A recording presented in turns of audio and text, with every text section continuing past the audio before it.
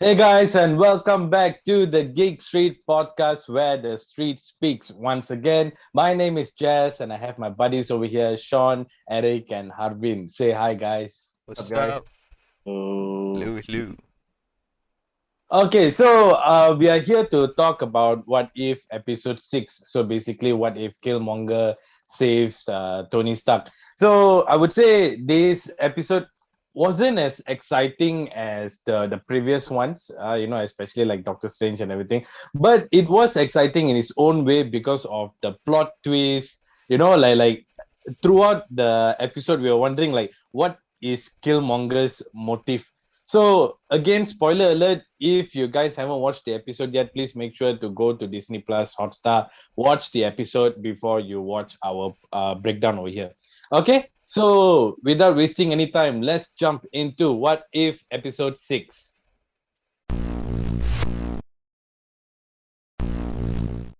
So, as always, the episode starts with the watcher giving a short commentary before the start of the scene. So, this time you can see the watcher way much more obvious. You don't see the silhouettes, he's physically there. You can see his colors and everything with his big, pouty, luscious lips over there. I don't know why the thing really caught my eye because his lips were so huge.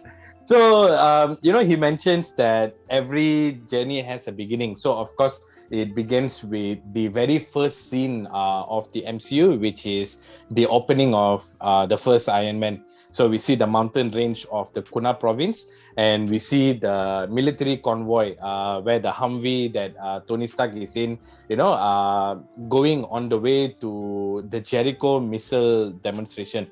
They capture most of the scenes basically shot by shot with the movie where he says no, don't throw gang signs, but no, just throw it up, go ahead. And then they got attacked. So they were attacked by the Ten Rings terrorists, and even that also is all shot by shot. The way the explosion was going on, the way the Humvee was shot, and the way Tony came out. So the moment he came out, he went and lay against a rock. I think obviously he was trying to call Obadiah, because I think from the first movie also he was doing that.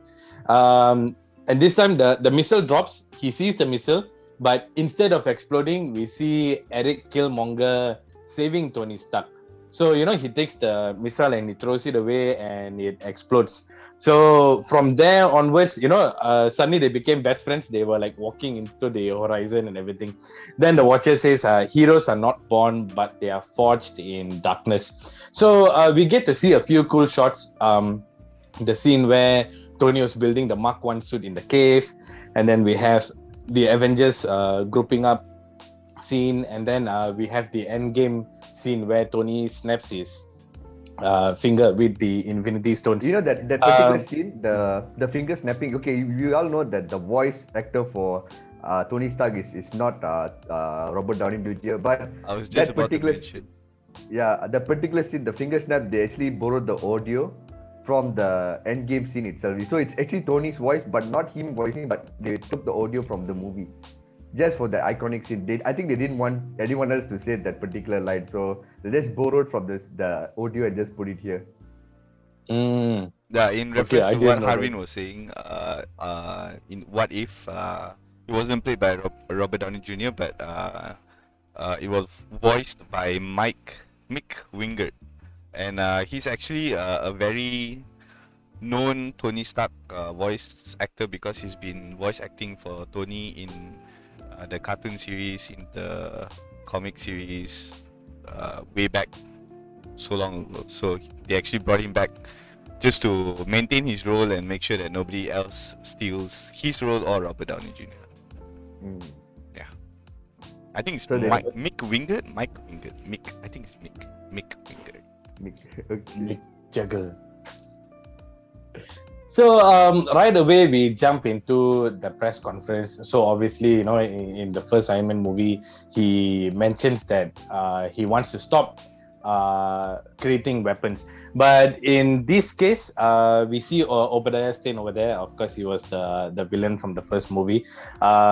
He Because of the change of situation, because Iron Man wasn't born, Tony is still that person who makes weapons, and he says he needs to make bigger and better weapons. So this is where the direction was taking place.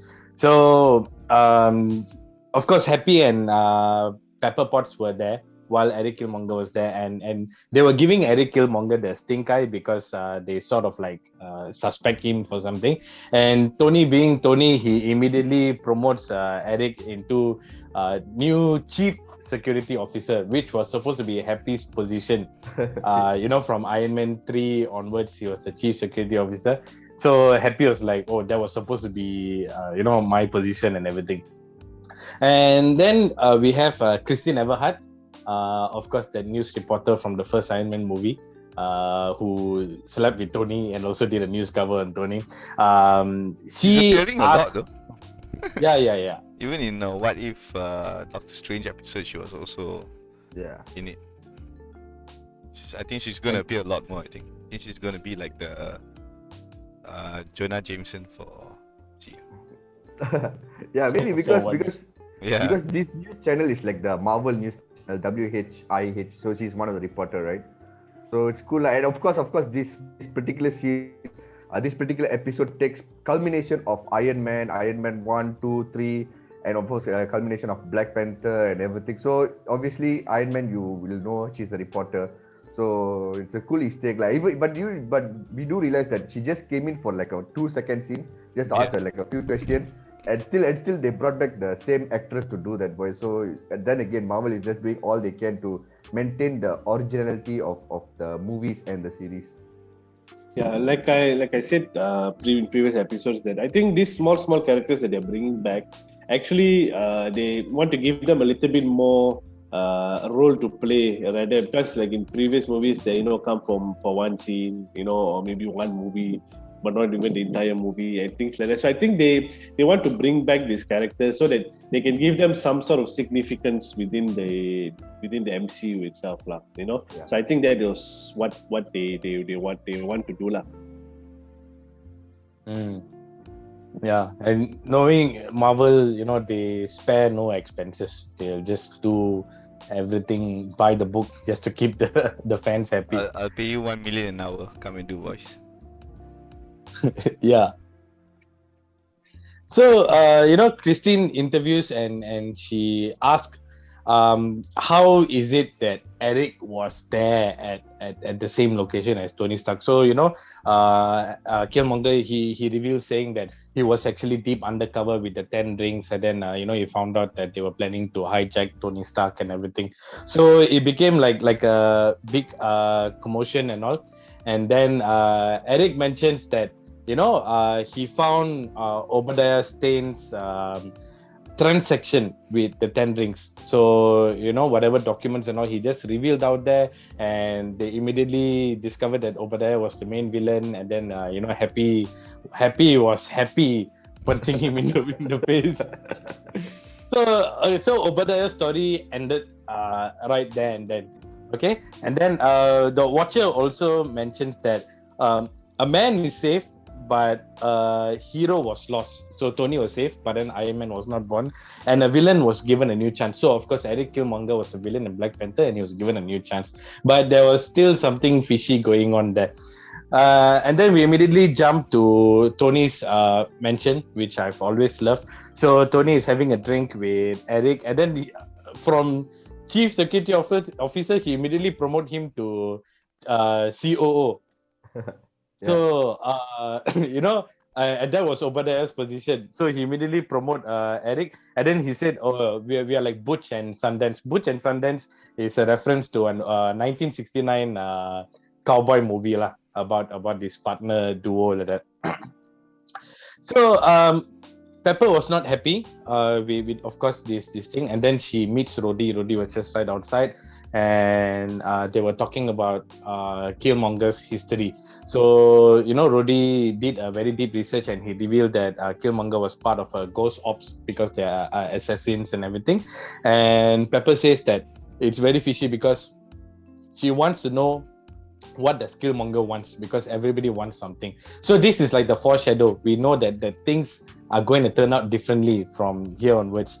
And then we immediately go to Tony's lab/garage where he has all his expensive cars. And he mentioned something about 3D printed Lamborghinis. I'm like so interested to know, but yeah, they nothing like just like something a filler conversation. And then Eric picks up this Jericho missile, a miniaturized version of the Jericho missile. So you can see that Tony was already working on making portable weapons, which was previously the arc reactor and all. And of course, he says the same line that he says previously. I forgot from which Iron Man.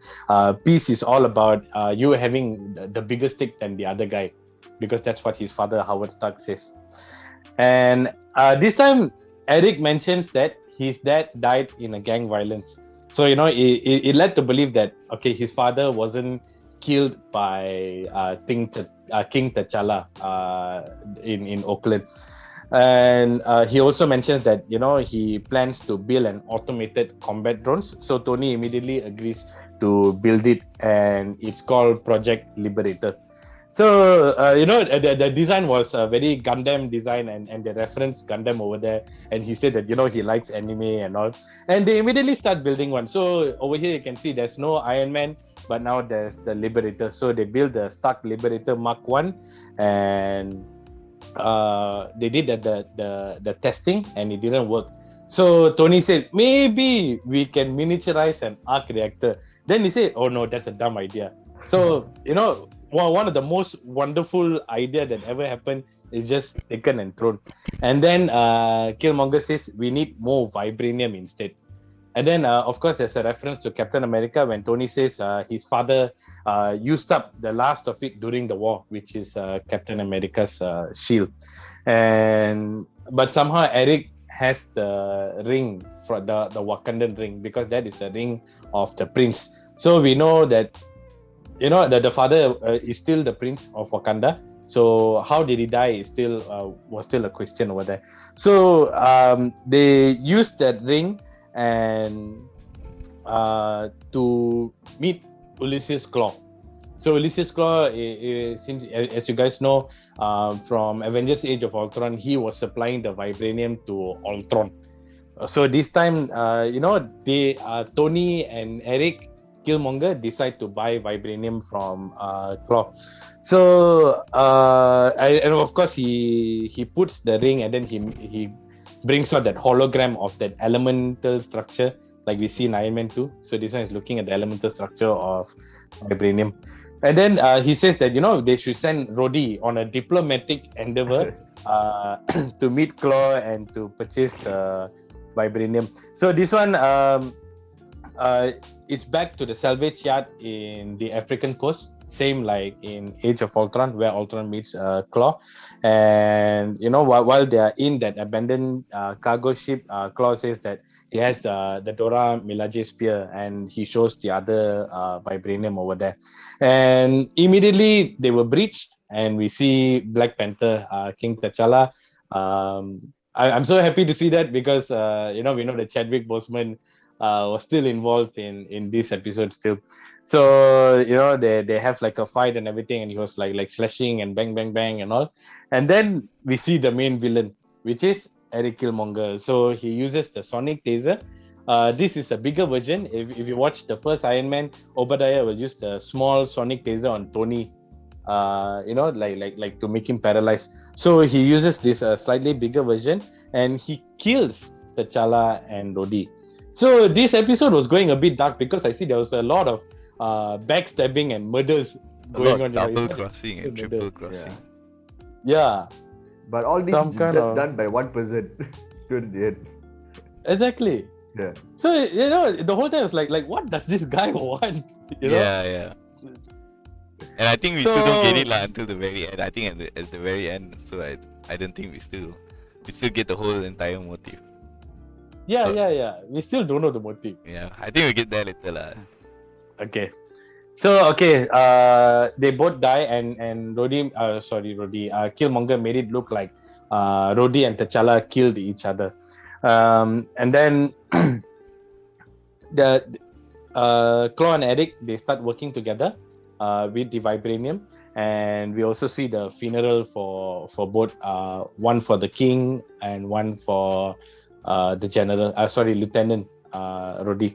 So Eric goes to see Tony in his house, and Tony reveals that he knew that Eric killed them because Jarvis was watching. Thank God for Jarvis because he sees everything. Wait, And let me just stop you there for a while about T'Challa's funeral. If you all notice, you can see. If you all notice, you all can see the coffin, and on top of the coffin there are Wakandan letters, which actually spells out Wakanda Forever. And Wakanda Forever will actually be the next Black Panther's movie.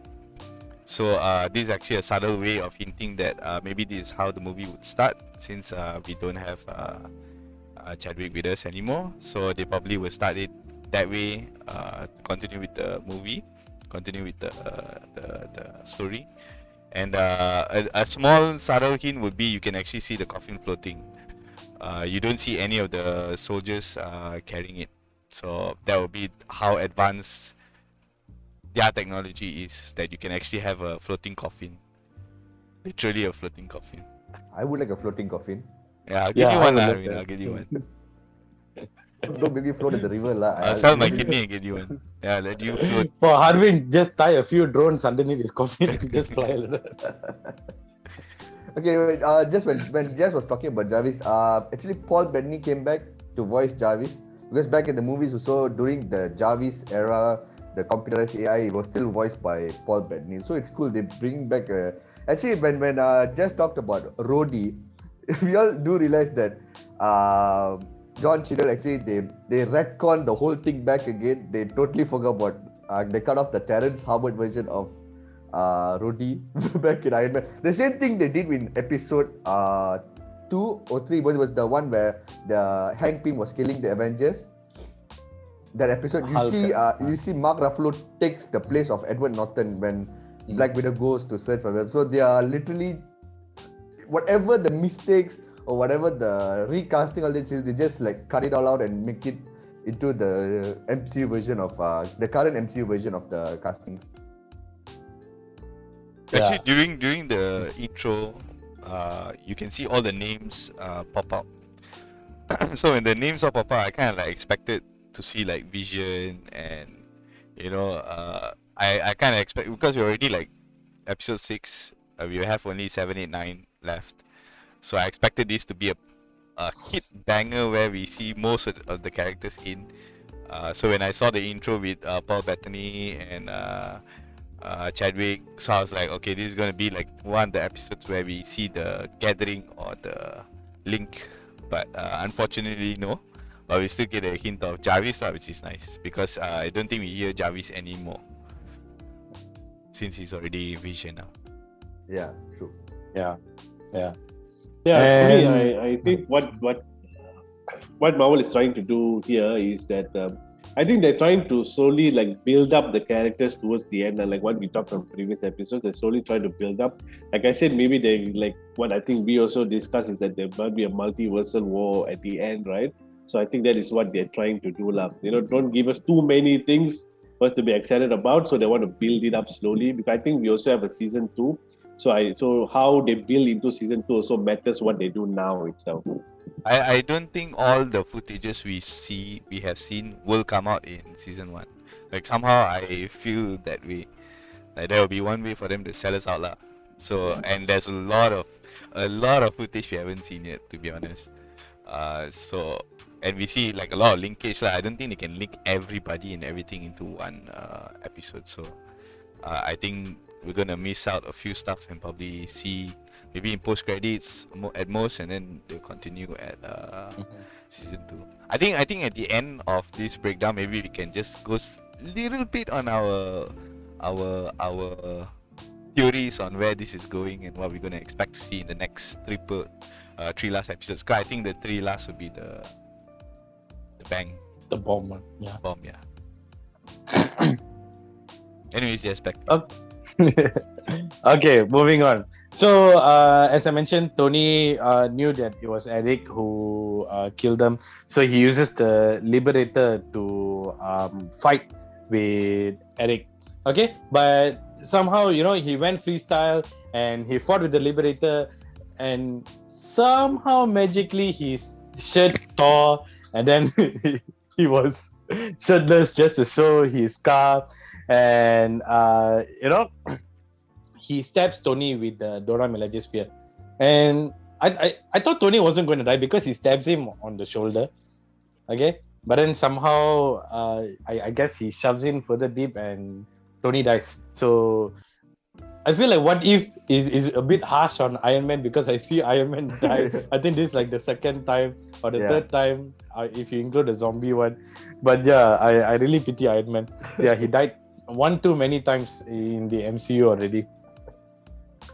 Okay, the next day we see General Ross, Thunderbolt Ross. He thinks it's the Wakandan who carried out the attack on Tony because he sees the spear, but Pepper, she still suspects that it was Eric Killmonger, and he immediately says that the US military is seizing all of Tony Stark's assets, so they're taking over Stark Industry, and Killmonger says, Ross says, let's put the Liberator mecha suits into production. So they were creating like thousands and thousands of hundreds of thousands of these mecha suits, and then they bring those suits to the border of Wakanda. They land the plane there, and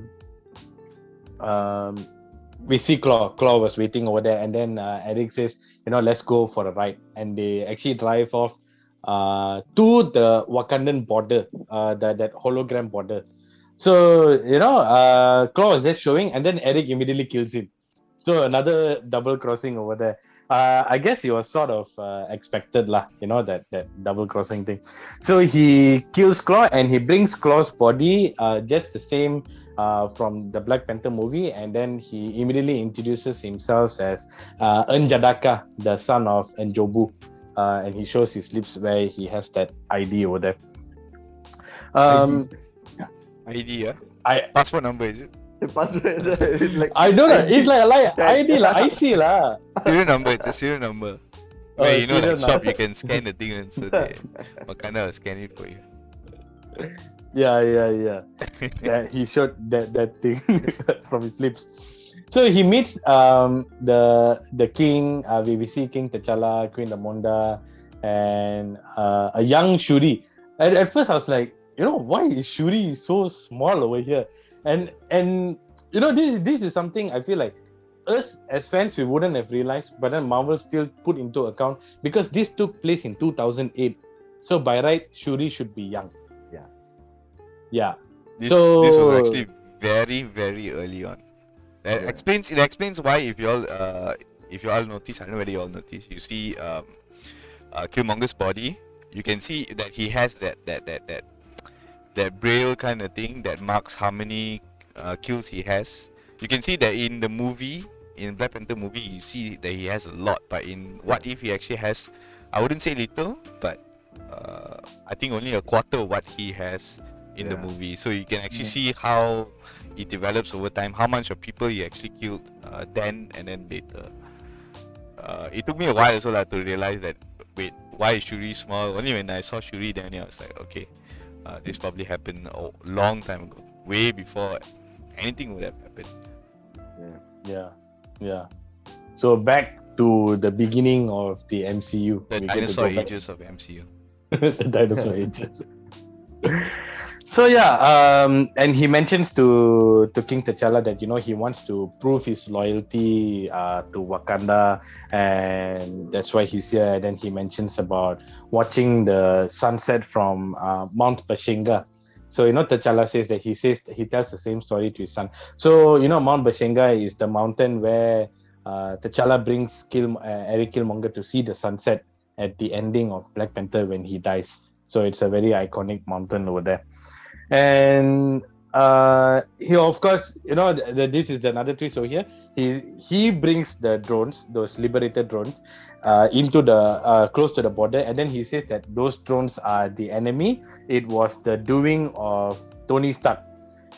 So, they were like, okay, Tony Stark is the villain over here, but he's dead. And then, they were figuring out how to fight these drones. And he suggested they should open the border, let the drones in, and close the border to cut off the satellite uplink from the drones. So, Shuri was very hesitant at first, she suspects and everything. But I guess King T'Challa, out of guilt, because he left Eric Kilmonger in Jobu abandoned as an orphan, he was always overridden with the guilt. So he decided to trust Kilmonger very easily because he's also a son of Wakanda. And of course, so they prepare themselves, and Queen Ramonda is the general, and she leads the army party, which I think was really damn cool.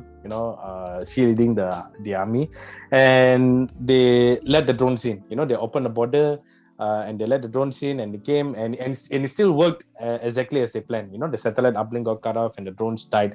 But then Eric Kilmonger had the switch. I cannot stand you when you say "but then," because the number of crosses and plot twists on this is like, I don't know, man. Yeah, it's like a master plan, like he planned it out super well. I'm pretty sure after this you're gonna say "but then" again. After he clicks the button. Go on, say it. He clicks the button, but then the drone came back alive. So it was all a lie. And he double crossed the Wakandans. He's double crossing everyone. So, and the drones came back alive, and they started shooting and everything. Of course, the Americans couldn't see because the satellite uplink was cut off. So this was solely controlled within a closed circuit with Eric Kilmonger. So that the Americans don't see that Kilmonger is with the Wakandans and everything. I mean, this guy is crazy, man. He planned it all along the way, which side to jump on. Yeah. So we see some of the Wakandans dying, as the drones are attacking. And of course, Killmonger, trying to be a hero, he jumps on the rhino and he's like, Wakanda forever. And then he goes and fight. You're supposed to say, but then after he switched it back online, he decided to fight. But then he decided to fight. And then he says Wakanda forever. And I think it was like that funny. He was trying to prove his loyalty, right? Yeah. So he says Wakanda forever and goes into the fight. And then he sees Queen Ramonda there. It's like, Wakanda forever. And it's the best. and the best part, he was so used to the accent of Wakanda. That Nigerian kind of accent, that South African kind of accent. When he says it, it's so American, You can actually, I actually cringe whenever he says it. Wakanda forever, and it sounds so childish and so American. It doesn't sound as emphasized as how they say it. Yeah, it sounds like some kawaii Wakanda forever, and then he just runs off. So they fight, and because they have the upper hand of combat skills and everything, they defeat the drones. I think that it was a very nice fight scene, especially with Queen Ramonda. She'll jump and stab and then pulls out the spear. No, but here's the question actually, Jess. Was the Wakandans good in combat, that's why they defeat the Liberators? Or did Killmonger made the Liberators easy to be defeated? Because he's the one did it, right? Oh, that's another but then. But then, yeah. It is possible because the Liberators was actually programmed to follow his combat skills, right? Yeah. So maybe he would have tempered with it and put it very subtly or something. Because at the end of the day, he wants to win, so he could have made it like an easy combat thing for Wakandans to defeat, lah. Yeah. Yes, makes sense. So, but then the drones were defeated because he planned for the drones to be defeated. And when Queen Ramonda yells for T'Challa, she cries. It's very sad because her son dies and she's taking all that rage and revenge on those drones, not knowing that her nephew is the actual killer.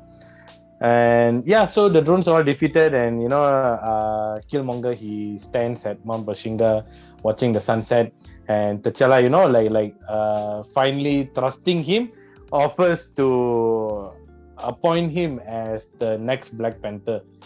So, but then he wasn't trying to protect the Wakandans as the Black Panther.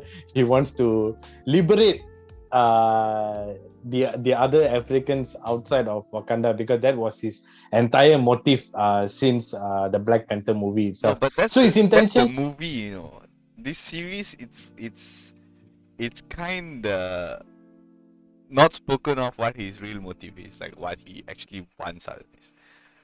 He didn't say what he wants, but then when Rhodey, when before he kills Rhodey asks, why are you doing this, and he said, you need to be in the system to fight the system. And then Eric Kilmonger, he says that I'm not going to side with the oppressors who oppress my brothers and sisters.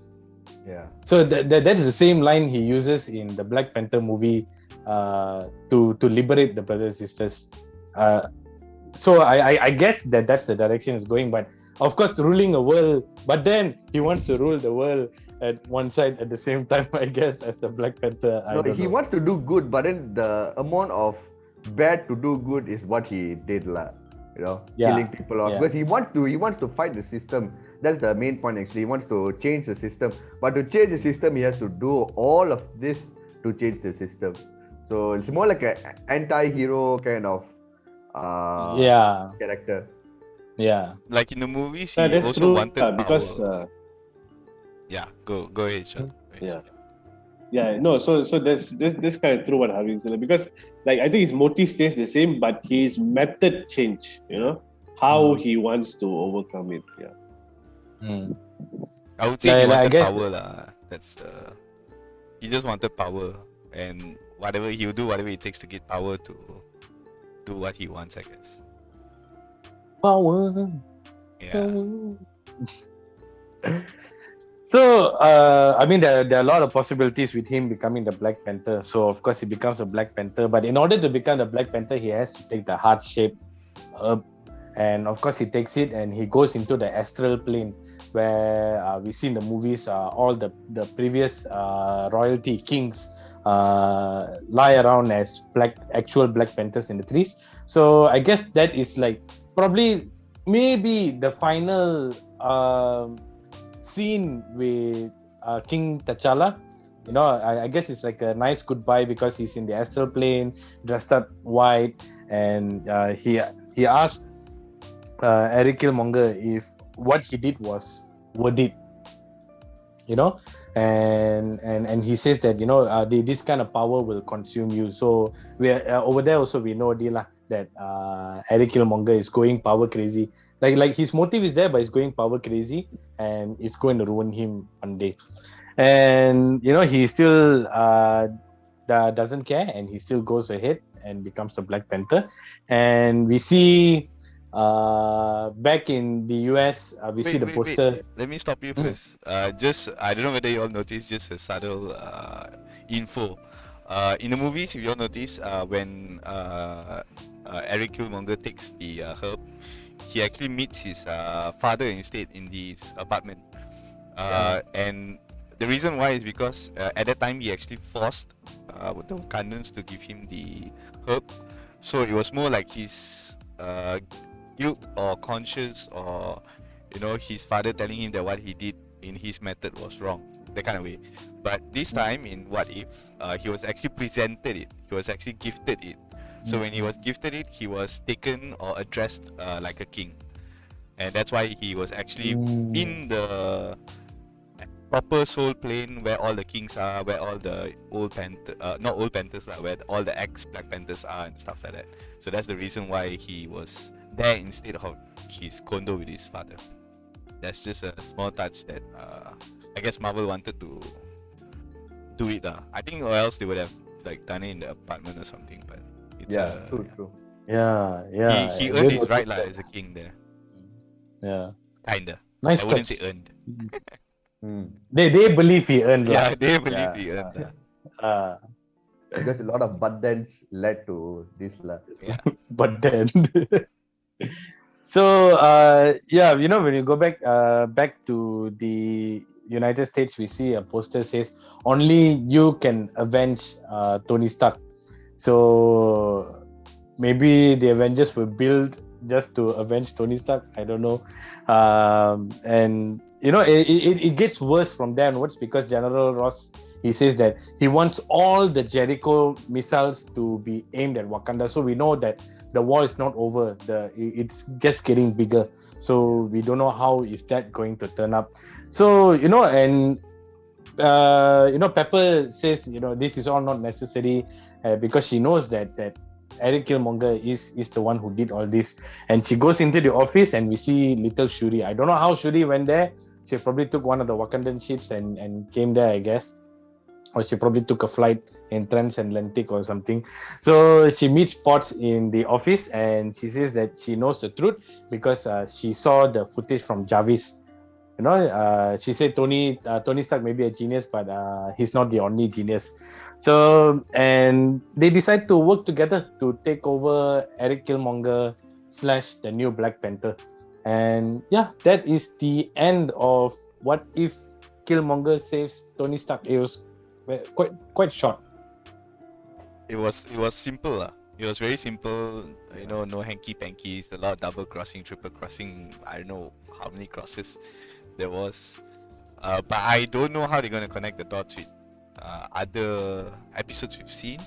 And I don't know, like from all the endings that we've seen from episode 1 to 5, this is actually one of the most happiest, I would say, ending wise. Like we don't have anyone dying or any war. We don't see any villains revealed, or like how Doctor Strange was just sad the way it ended. We don't see anything like that. This one was actually more positive end. Like there's going to be a revenge. There's going to be a venge, more say. So we know for a fact that there's going to be a follow-up to this. It's just that I don't know how they're going to link up to anything else, because there's only 3 episodes. Would you want to waste 1 episode just to finish the story? Maybe. But you have like another 2 more episodes for you to finish the zombies and also the linkage from all the other. It's actually possible. Yeah, it's actually possible. 3 episodes. Yeah, but I don't know if they'll do it. I don't know how they're going to link this one with the others, or if they're going to end it. I think they're probably going to save this for season 2. Like the follow-up to every episode, I guess. Can't really see. Because in the as we know from the poster, the Guardians of the Multiverse per se, we already see most of them. I think the only balanced out characters we haven't seen is the Gamora wearing the Thanos suit, and also the Vision Ultron, which is probably going to be the big bad. I think that's the one where we see the Guardians of the Multiverse have to take him down. Most probably he's the villain of this season. So we haven't seen Thor yet also. Yeah, we haven't seen the party Thor yet. Yeah, the party Thor. And then because what I would like to say is that like how Eric said, there's only 3 episodes left. I honestly don't know how they're going to connect, but the only person who can connect all of this is actually the Watcher. And also yes, Jess, yes, I know the lip. and like we all noticed that it's true, because he keeps on appearing even more full version right now. Like we always see the silhouette, his eyes, shiny eyes, but now we are seeing like up front, and we already know he already conversed with Doctor Strange back in that episode, that he already actually conversed with Doctor. So anything can happen. I think the only person who could do it is the Watcher. So hopefully we can see the connection as soon as possible. Maybe next episode would be the Party Tour episode, or maybe the Gamora, and then the next 2 episodes is where we have the Guardians of the Multiverse episodes. From now, what I can say is that there's actually 3 villains. We got Zombie Thanos, we got Killmonger, and we have wait, it was in my head just now. Ultron. Oh, okay. From the trailers, we also have Ultron, and we have. Wait, it was in my head. Tentacle buddies. Oh yeah. I mean that isn't counted as a pure villain, straight up villain. Yeah. What's his name? Chris Pratt. Chris Pratt. Ego. Ego. Ego. Yes, Oh, yeah, from the Ego. first one. Yeah. Yeah, we haven't seen that one too. Second episode. Sorry, we haven't seen him too.